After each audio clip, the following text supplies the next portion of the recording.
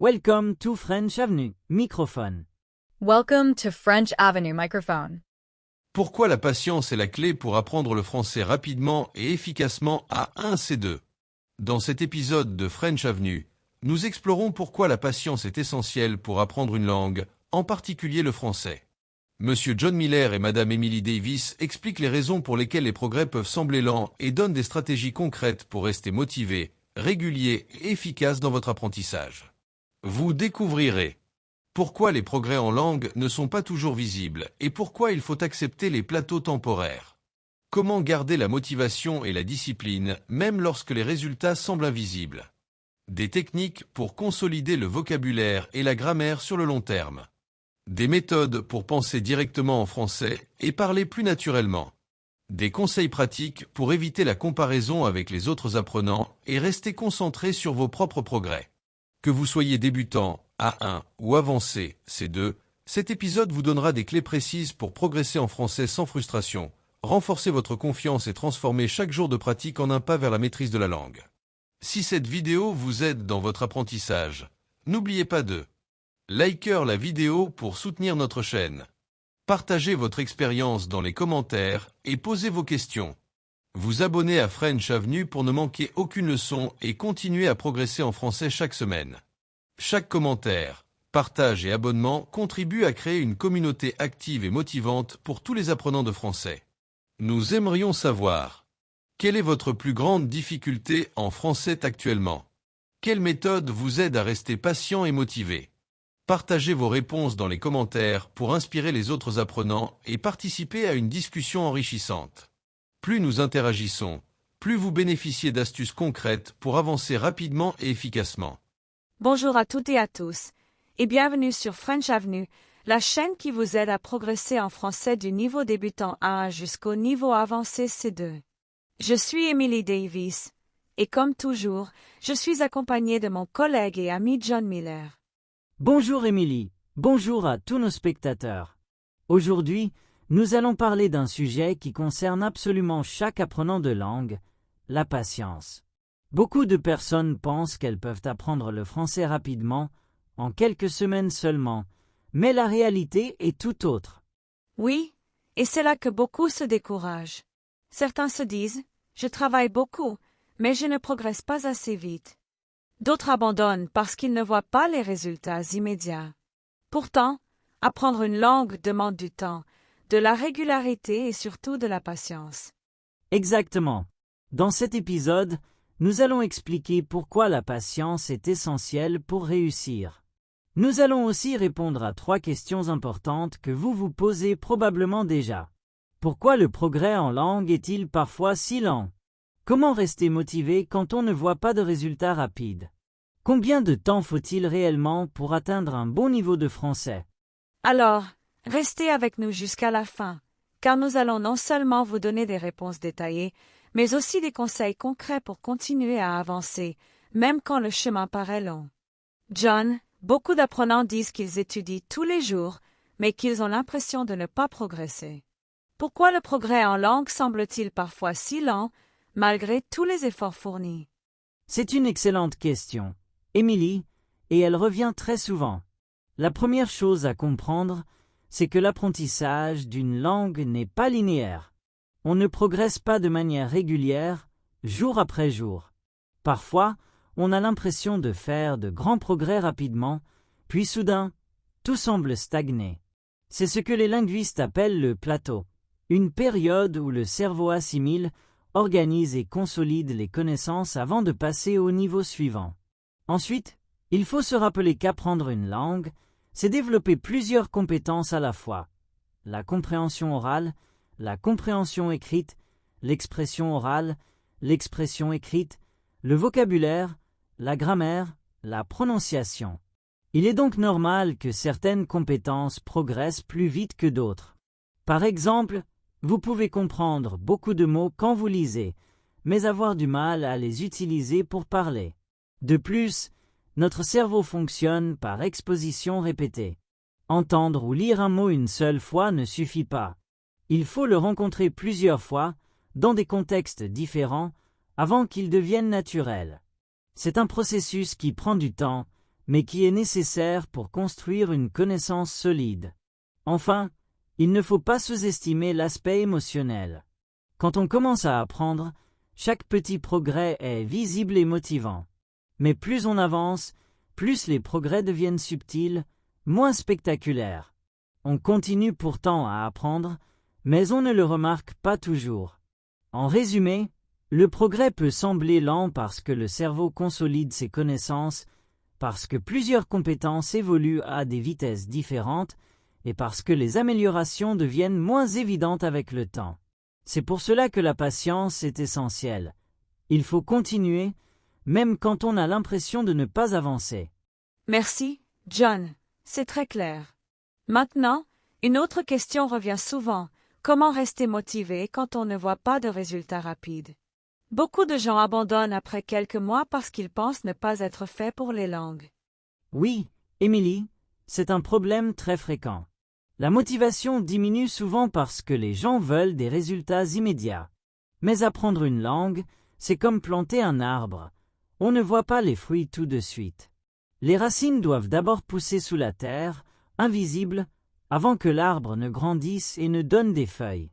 La première stratégie pour rester motivé, c'est de se fixer des objectifs réalistes et mesurables. Par exemple, au lieu de dire « je veux parler français couramment en 6 mois », dites plutôt « je veux apprendre 20 nouveaux mots cette semaine » ou « je veux regarder une courte vidéo en français tous les jours ». Ces petits objectifs donnent un sentiment de réussite régulier. Deuxièmement, il est important de varier les activités pour éviter la monotonie. Lire des articles, écouter des chansons, regarder des films, parler avec des natifs. Plus l'apprentissage est diversifié, plus il reste intéressant. Troisièmement, je conseille de garder une trace des progrès. Notez chaque mot appris, chaque nouvelle phrase que vous pouvez utiliser. Relisez vos anciens cahiers après quelques mois. Vous serez surpris de voir combien vous avez progressé. Quatrièmement, trouvez une source d'inspiration personnelle. Cela peut être un voyage prévu, un livre que vous voulez lire en français, une personne francophone avec qui vous voulez parler. Avoir une raison personnelle forte rend l'apprentissage beaucoup plus motivant. Enfin, il faut accepter le temps nécessaire. Les polyglottes, ces personnes qui parlent plusieurs langues, répètent tous la même chose. Il n'existe pas de méthode magique pour apprendre rapidement. La clé, c'est la régularité, pas la vitesse. Même 15 minutes par jour, tous les jours, valent mieux que 3 heures une seule fois par semaine. En suivant ces conseils, on garde la motivation, même quand les progrès semblent invisibles, car on sait qu'on avance malgré tout. Merci, John. C'est très clair. Maintenant, une autre question revient souvent. Comment rester motivé quand on ne voit pas de résultats rapides? Beaucoup de gens abandonnent après quelques mois parce qu'ils pensent ne pas être faits pour les langues. C'est une question essentielle, Emily, car beaucoup d'apprenants abandonnent tout simplement parce qu'ils trouvent l'apprentissage ennuyeux ou répétitif. Pourtant, il existe de nombreuses activités à la fois efficaces et motivantes. La première, c'est l'écoute active. Plutôt que d'écouter passivement une chanson ou une vidéo, essayez d'en comprendre les paroles, de noter les mots inconnus et de les réutiliser dans vos phrases. Cette méthode transforme un simple loisir en un outil d'apprentissage puissant.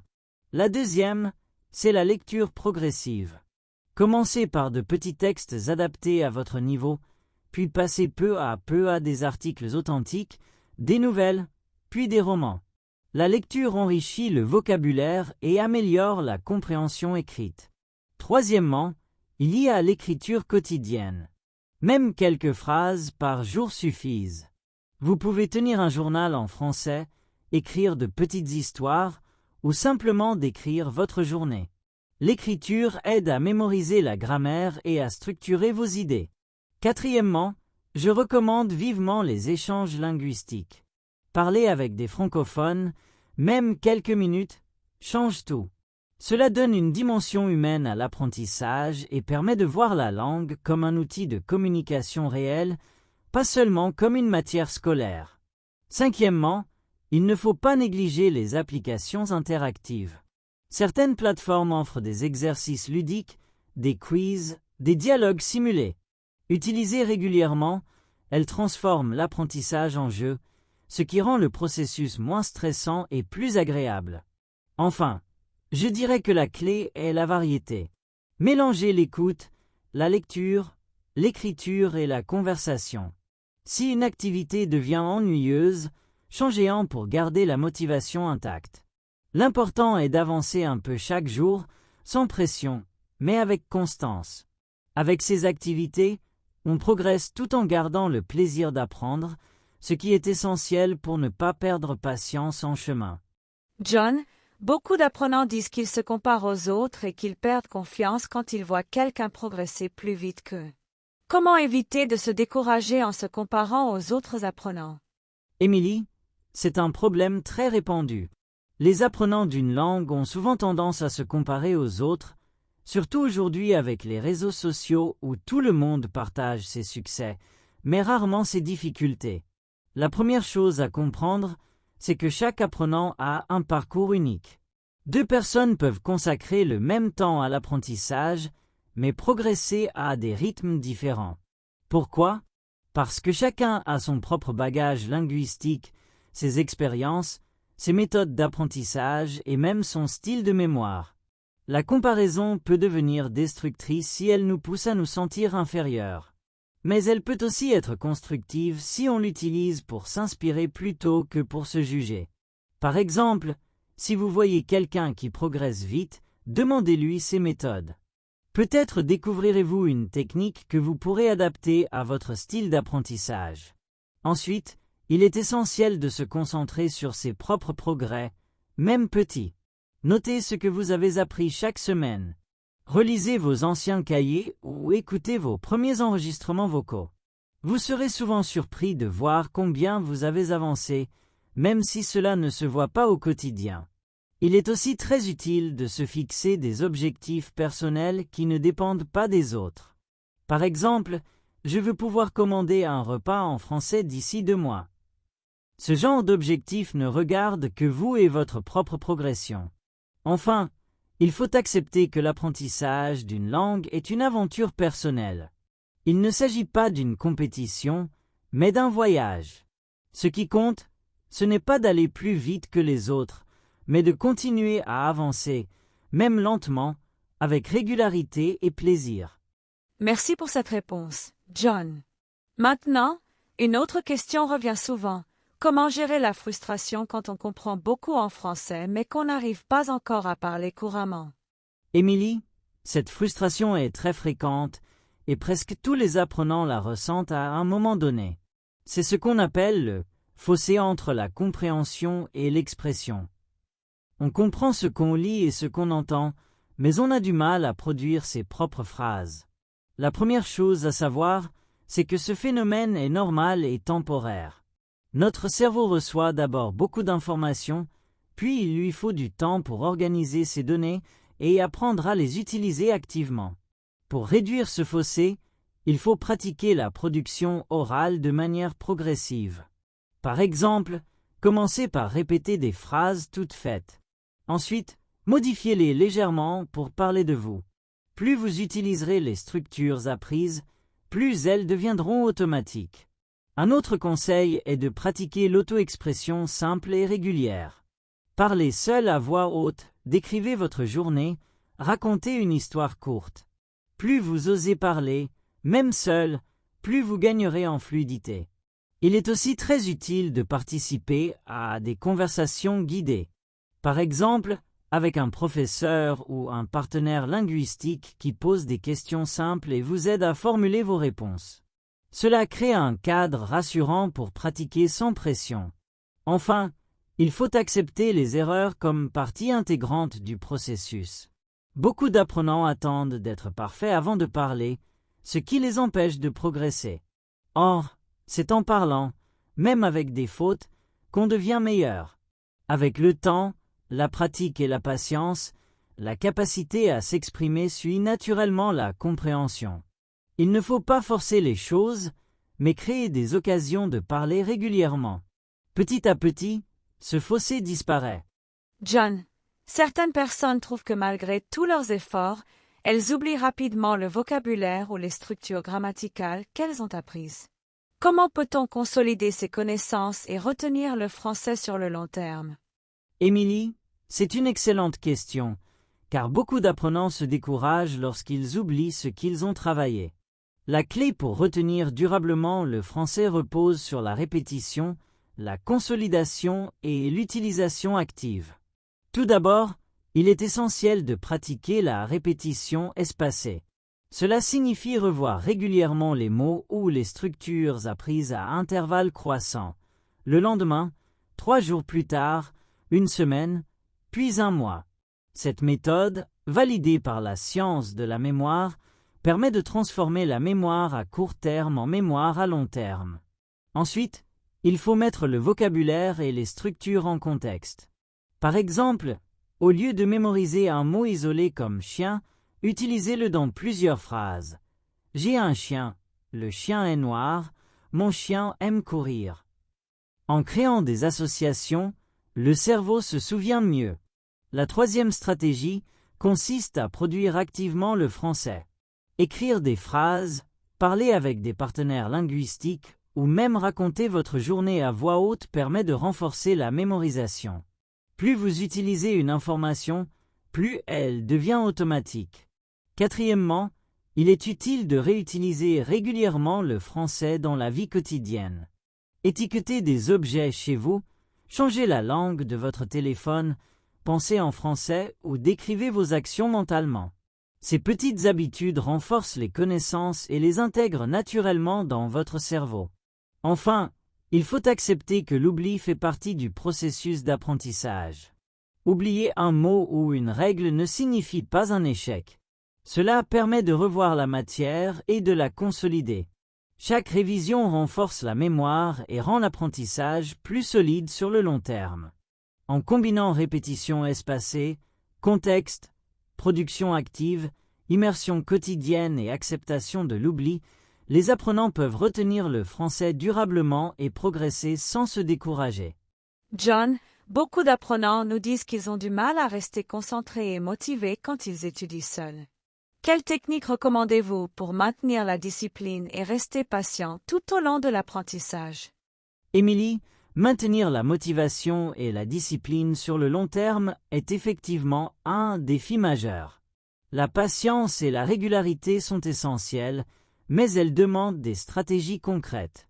Tout d'abord, il est utile de se fixer un planning précis et réaliste. Plutôt que d'étudier de longues heures de manière sporadique, il vaut mieux pratiquer 15 à 30 minutes chaque jour à la même heure. La régularité crée une habitude qui facilite la concentration. Ensuite, découper l'apprentissage en petites tâches aide à rester motivé. Par exemple, au lieu de se dire « Je dois apprendre 50 mots aujourd'hui », divisez-les en 5 séries de 10 mots avec de courtes pauses. Chaque petite réussite renforce la motivation et diminue la fatigue mentale.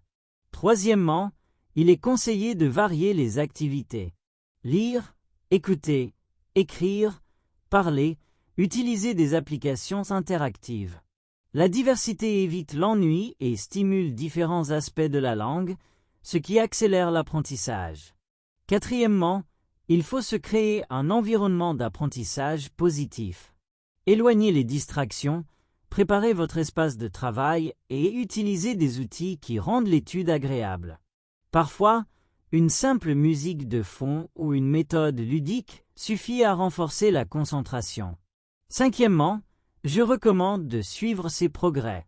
Tenir un journal de vocabulaire, cocher des objectifs accomplis ou enregistrer ses conversations peut donner un sentiment d'accomplissement. Voir les progrès, même petits, augmente la motivation et rappelle que la patience porte ses fruits. Enfin, il est essentiel de se rappeler que l'apprentissage est un marathon, pas un sprint. La patience ne signifie pas rester passif, mais continuer chaque jour, même lorsque les résultats ne sont pas immédiatement visibles. Les petites actions quotidiennes s'additionnent et créent des progrès significatifs sur le long terme. Avec ces stratégies planification, petites tâches, variété, environnement positif, suivi des progrès et mentalité de patience, les apprenants peuvent rester concentrés, motivés et avancer efficacement dans leur apprentissage du français. John, certains apprenants se plaignent de ne jamais se souvenir des règles de grammaire même après les avoir étudiées plusieurs fois. Comment peut-on mémoriser efficacement la grammaire française sans se décourager? Émilie, la grammaire est souvent perçue comme difficile et ennuyeuse, mais il existe des méthodes pour la mémoriser efficacement et la rendre plus naturelle. La première stratégie consiste à apprendre la grammaire en contexte, plutôt que de mémoriser des règles isolées. Par exemple, au lieu de répéter simplement la règle des articles définis et indéfinis, utilisez-la dans des phrases concrètes. J'ai un chat, le chat dort sur le canapé. Cette approche facilite la mémorisation et montre comment appliquer la règle dans la vie réelle. Deuxièmement, il est utile de répéter régulièrement, mais de manière active. Faire des exercices variés, créer ses propres phrases et corriger ses erreurs permet de fixer la grammaire dans la mémoire à long terme. L'apprentissage passif, comme relire une règle sans l'utiliser, est beaucoup moins efficace. Troisièmement, la visualisation et les schémas peuvent aider. Par exemple, dessiner des tableaux pour conjuguer les verbes ou créer des cartes mentales pour organiser les temps verbaux rend l'information plus accessible et mémorable. Quatrièmement, il faut combiner la grammaire avec l'oral et l'écrit.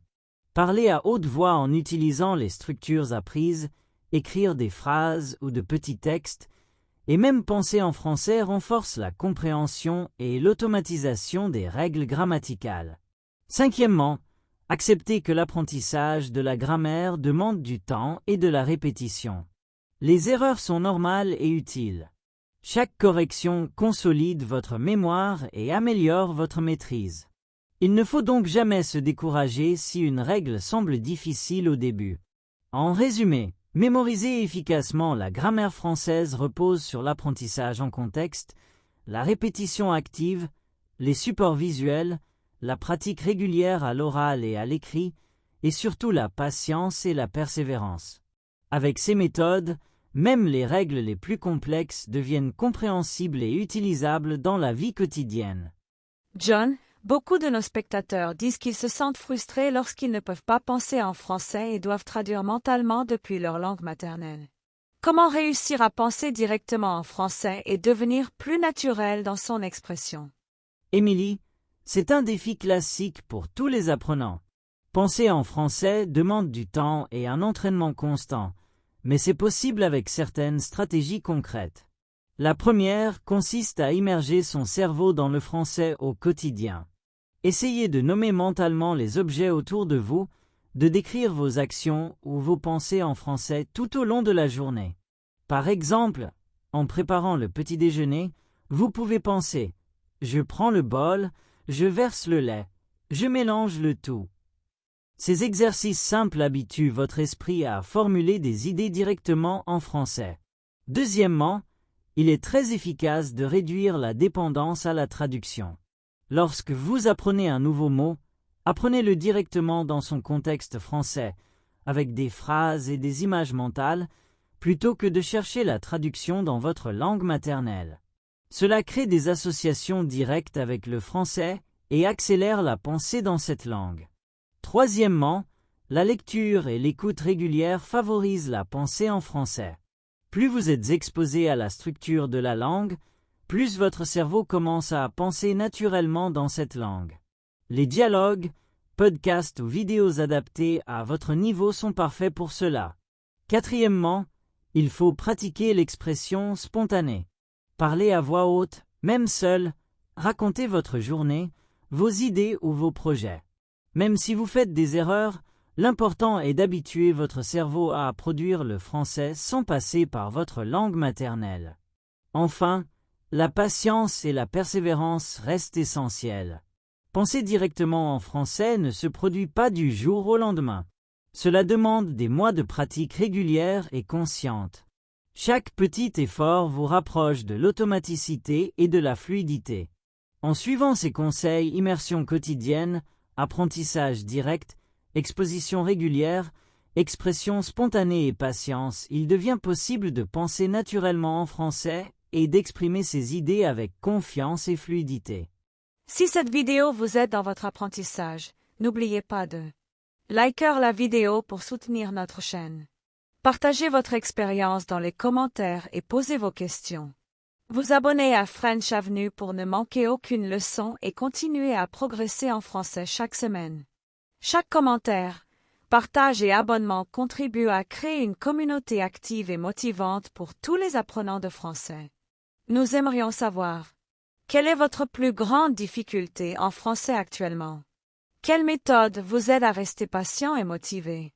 Partagez vos réponses dans les commentaires pour inspirer les autres apprenants et participer à une discussion enrichissante.